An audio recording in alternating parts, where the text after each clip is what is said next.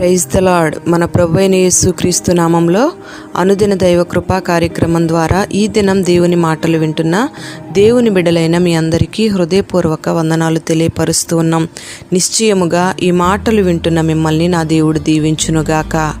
Amen. Hebrew పత్రిక 11వ అధ్యాయం 13వ వాక్యంలో, వీరందరూ ఆ వాగ్దాన ఫలములు అనుభవింపకపోయినను దూరము నుండి చూచి వందనము చేసి తాము భూమి మీద పరదేశులము యాత్రికులమై ఉన్నామని ఒప్పుకొని విశ్వాసము గలవారై మృతి నొందిరి అని వ్రాయబడి ఉంది. Praise the lord.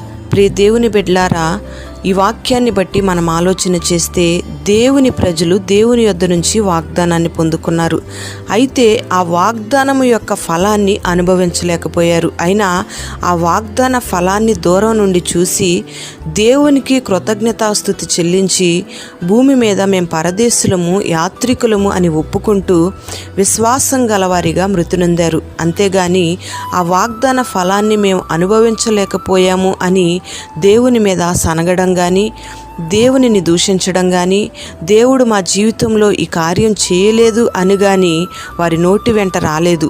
దేవుడు ఆ వాగ్దాన ఫలాన్ని చూసే అనుభవాన్ని వారి జీవితంలో కలుగు చేసినందుకు కృతజ్ఞతాస్తుతులు చెల్లించి దేవుని యందు విశ్వాసముంచి మేము ఈ లోకంలో యాత్రికులము పరదేశులము అని ఒప్పుకొని విశ్వాస జీవితంతో వాళ్ళు మృతి నొందినట్లుగా మనకు కనబడుతూ ఉన్నారు. ప్రియ దేవుని బిడ్డలారా, మనమందరము కూడా ఒకప్పుడు మృతి నొందవలసిన వాళ్ళమే. అయితే మనము ఈ భూలోకంలో జీవించినంతకాలం మనము యాత్రికులమని పరదేశులమని విశ్వాసంతో మనం ఒప్పుకొని మృతి నొందాల్సిన అవసరత ఎంతైనా ఉంది.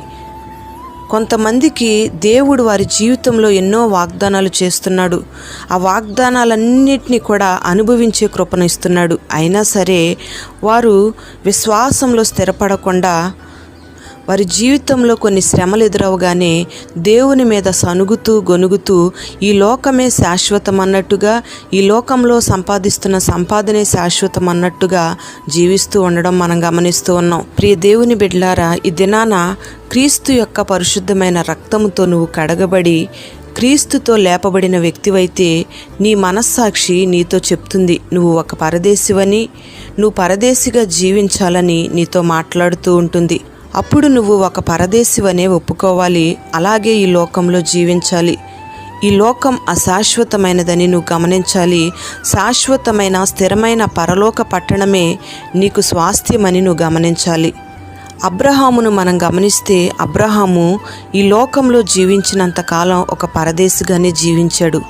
ఎందుకు పరదేశిగా జీవించాడు? అబ్రహాముకు అలాంటి గతి ఏంటి అని మనం ఆలోచన చేస్తే, అబ్రహాముకు ఆస్తి లేదా, అంతస్తు లేదా, పదవి లేదా, అయిన వాళ్ళు లేరా అని ఆలోచన చేస్తే అబ్రహాముకు సమస్తము ఉన్నాయి. ఒక ధనవంతుడు.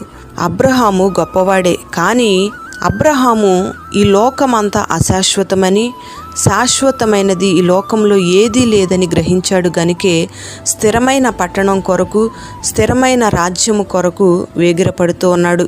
ఈ లోకంలో జీవించినంతకాలం ఒక పరదేశిగానే అబ్రహాము జీవిస్తూ వచ్చాడు. అబ్రహాము ఇంట్లో ఎంతోమంది పని మనుషులు ఉన్నారు, ఎంతోమంది పిల్లలున్నారు. అబ్రహాముకు ఎంతో ఆస్తుంది. అయినప్పటికీ అబ్రహాము ఏది తనది కాదన్నట్టుగా అబ్రహాము మనస్సును ఆస్తుల మీద, అంతస్తుల మీద, అయిన వారి మీద, ఉన్నవాటి మీద నిలుపుకోకుండా శాశ్వతమైన దేవుని మీద, పరలోకపు తండ్రి మీదే అబ్రహాము మనస్సును నిలుపుకున్నాడు. ప్రియ దేవుని బిడ్డలారా, ఈ లోకంలో యేసు రక్తము చేత కడగబడి క్రైస్తవులు అని చెప్పబడుతున్న అనేక మంది బిడ్డలను మనం చూస్తూ ఉన్నాం. వాళ్ళు ఈ లోకంలో డబ్బు కోసం బ్రతుకుతూ ఉంటున్నారు, తినడం కోసమే బ్రతుకుతూ ఉన్నారు. ఈ లోకమే శాశ్వతం అన్నట్టుగా ఈ అశాశ్వతమైన సంపాదన కోసం, ఆస్తుల కోసం, వెండి బంగారాల కోసం ప్రయాసపడే బిడ్డలు చాలామంది ఉన్నారు. ప్రియమైన సహోదరుడా, సహోదరి, దేవుణ్ణి ఆరాధన చేస్తున్న నీవు, క్రైస్తవుడను అని చెప్పుకుంటున్న నీవు గుర్తుపెట్టుకోవాల్సిన విషయం ఏమిటంటే, బ్రతకడం కోసం తినాలే కానీ తినడం కోసం బ్రతకూడదు. బ్రతకడం కోసం సంపాదించుకోవాలి కానీ ఈ లోకంలో సంపాదన కోసం మాత్రమే నువ్వు బ్రతకూడదు. ఎందుకంటే అబ్రహామే మనకు మాదిరి. అబ్రహాము అంత ఐశ్వర్యవంతుడై ఉండి కూడా ఒక పరదేశిగా బ్రతికాడు. ఎంత అద్భుతమైన సాక్ష్యం అండి.